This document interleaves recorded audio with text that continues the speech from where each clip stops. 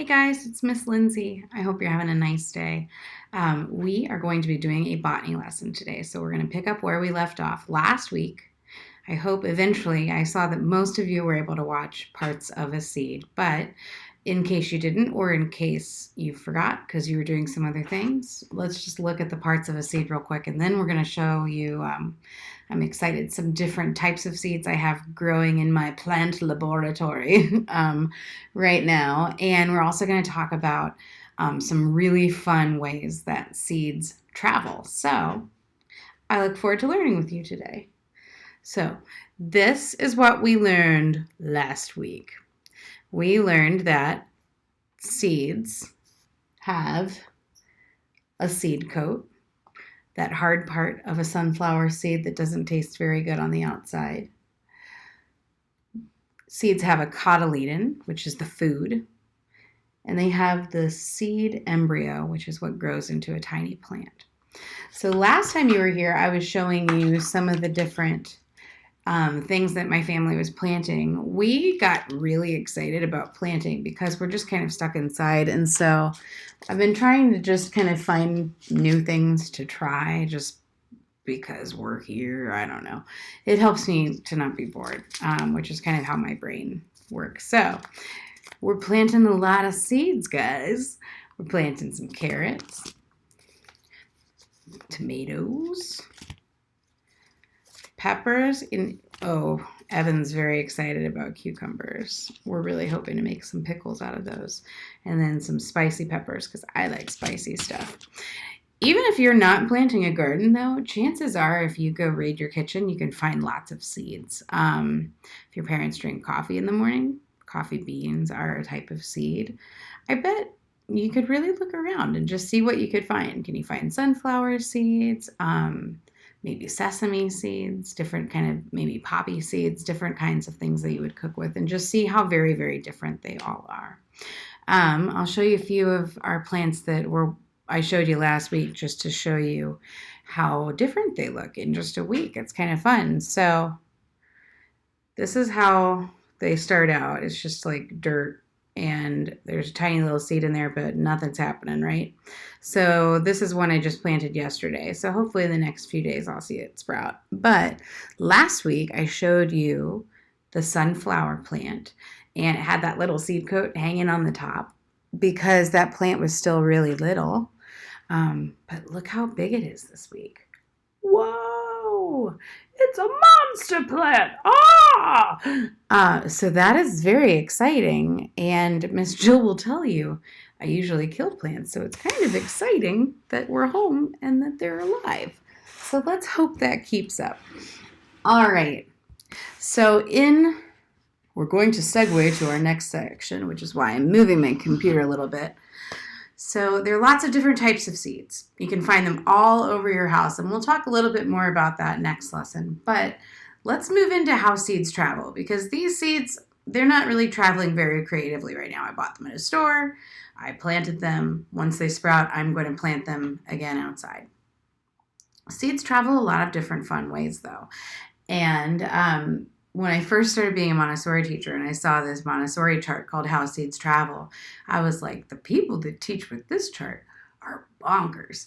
And maybe I was right. But I've kind of learned how cool this chart is and how smart it is, even though it looks completely ridiculous. So first, let's laugh about how ridiculous it is, and I'll kind of give you a tour of it. And this is obviously like a weird, Lindsay drew this on an easel did the best that she could do without an actual chart. But anyway, this is a version of it. Okay, so how seeds travel. So first, there's usually these like seeds that are in a parachute. Sometimes there's an airplane over here and they're just like, ah! So that's weird. They're just kind of floating in the wind. And then there's usually some sort of yacht or fancy boat, and there's some seeds like just hanging out on the boat, traveling on the water. Again, what's going on? Then there's a volcano with seed faces shooting out of it, just shooting out of it, okay? That's also weird. And then usually it's like I've seen one that has a cow pooping and then it has this car. But I just had the car for now because I just couldn't figure out how to draw a cow pooping. And then I just thought that was too weird. But a car usually with like seeds hanging off the side of it, like going for a ride. And sometimes there's a dog in the back. But when I draw dogs, they just look like a sack of potatoes. So I'm not going to do that today. So when I first saw this chart, I was like, these people are crazy. This doesn't teach anything about how seeds travel. I've never seen a seed jump out of an airplane. I've never seen a seed travel on a boat.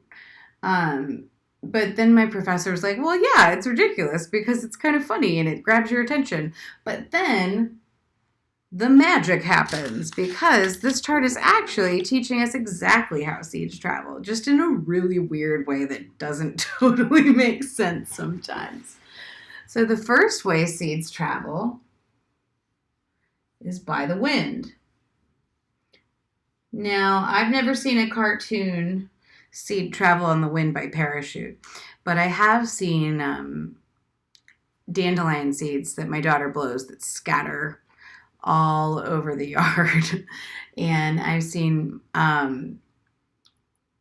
those little helicopter seeds that travel on the wind. They're really fun if you stand at the top of the playground and you drop it and you can watch them travel down. So wind, it's a big way that seeds travel.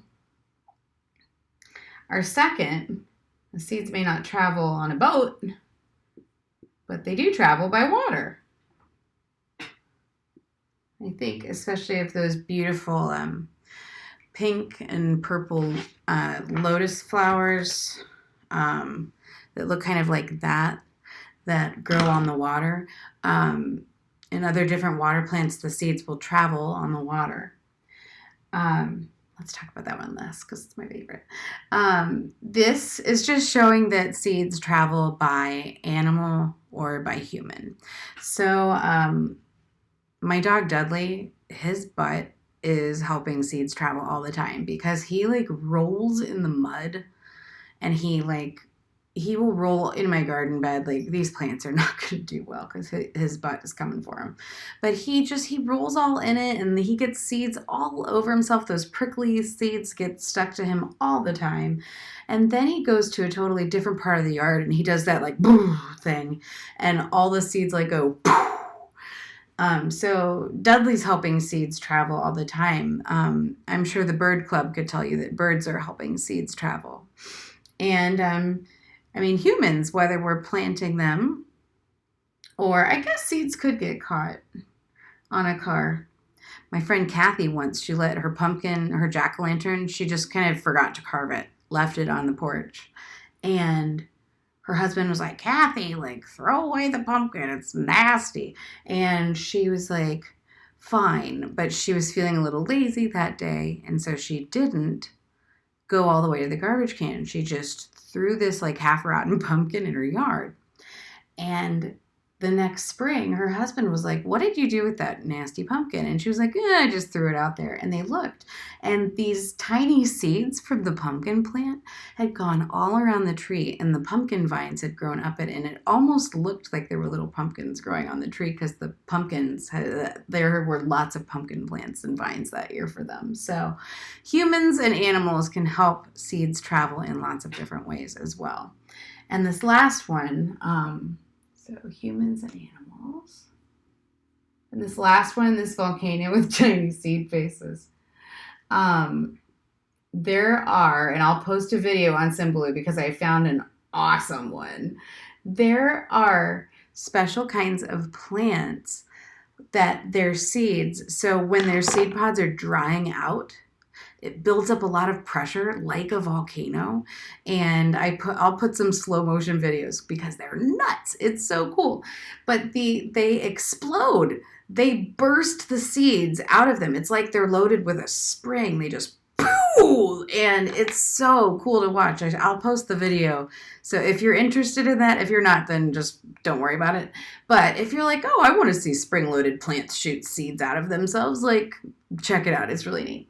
So we have wind, water, humans and animals, and by bursting.